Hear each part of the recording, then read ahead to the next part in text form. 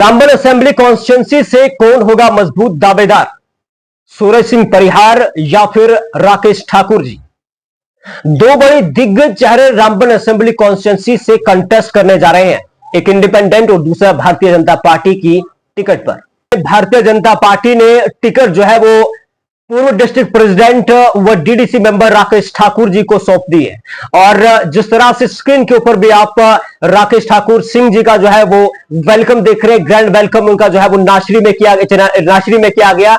और आपको बता दें कि भारतीय जनता पार्टी के तीन बड़े चेहरे, और जिसमें से दो की जो है वो महत्वपूर्ण टक्कर मानी जा रही थी कि भारतीय जनता पार्टी के दो जो है वो बड़े डिजर्विंग कैंडिडेट्स हैं।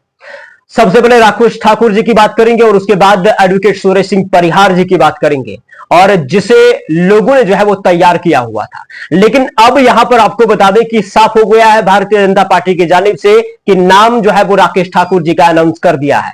वहीं इस कंडीशन में एडवोकेट सूरज सिंह परिहार जी क्या राकेश ठाकुर जी की सपोर्ट करेंगे या फिर वो इंडिपेंडेंट कंटेस्ट करेंगे, यह सबसे बड़ा सवाल है। और भारतीय जनता पार्टी के लिए एक बड़ा झटका भी रामबन से हो सकता है। तो चलिए आपको कंप्लीटली इस खबर को लेकर जानकारी देने की कोशिश करेंगे। आप सब जानते हैं कि तीन लोग या फिर तीन कैंडिडेट जो है वो पैनल में थे। सबसे पहले राकेश ठाकुर, एडवोकेट सूरज सिंह परिहार, उसके बाद रेणुका ठाकुर जी। ये कुल मिलाकर तीन ऐसे चेहरे थे, लेकिन दो most deserving according to the general public.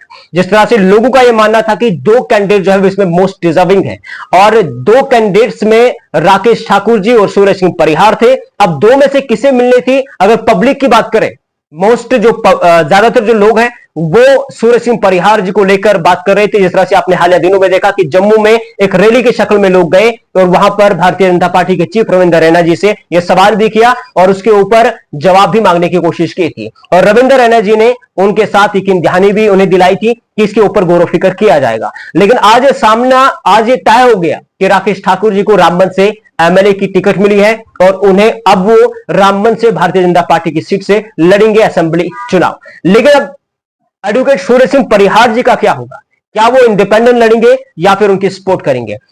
लेकिन सोर्सेज की जानिब से जानकारी यह मिल रही है कि एडवोकेट सूरज सिंह परिहार जी इंडिपेंडेंट कंटेस्ट करेंगे। अब इस कंडीशन में आप समझ सकते हैं कि भारतीय जनता पार्टी को रामबन से कितना बड़ा खतरा हो सकता है। एक तरफ दोनों जो है वो भारतीय जनता पार्टी के लीडर है, लेकिन एक तरफ बीजेपी की टिकट पर कैंडिडेट जो है वो कंटेस्ट करेगा और दूसरी तरफ एडवोकेट सूरज सिंह परिहार जी इंडिपेंडेंट कंटेस्ट करेंगे। यानी कि कुल मिलाकर जो थर्ड पार्टी है अलायंस की, अगर हम बात करेंगे जम्मू कश्मीर नेशनल कॉन्फ्रेंस और इंटरनेशनल कांग्रेस की, तो कहीं ना कहीं थर्ड पार्टी को इसका पूरा बेनिफिट जाता है। अगर सूरज सिंह परिहार जी इंडिपेंडेंट कंटेस्ट करेंगे और राकेश ठाकुर जी भी कंटेस्ट कर रहे हैं, और आप लोगों को क्या लगता है कि कौन सा बेहतर दावेदार हो सकता है, कौन सा बेहतर उम्मीदवार आपका हो सकता है रामबन से, जो आपके 6 साल आपकी खिदमत कर सकेगा, जो 6 साल आपके काम कर सकेगा, कौन सा ऐसा मोस्ट डिजर्विंग कैंडिडेट है। लेकिन अगर हम लोगों की जहां तक बात करेंगे कि जिस तरह से लोगों का यह कहना था कि एडवोकेट सूरज सिंह परिहार जी को जो है वो इस बार मौका मिलना चाहिए,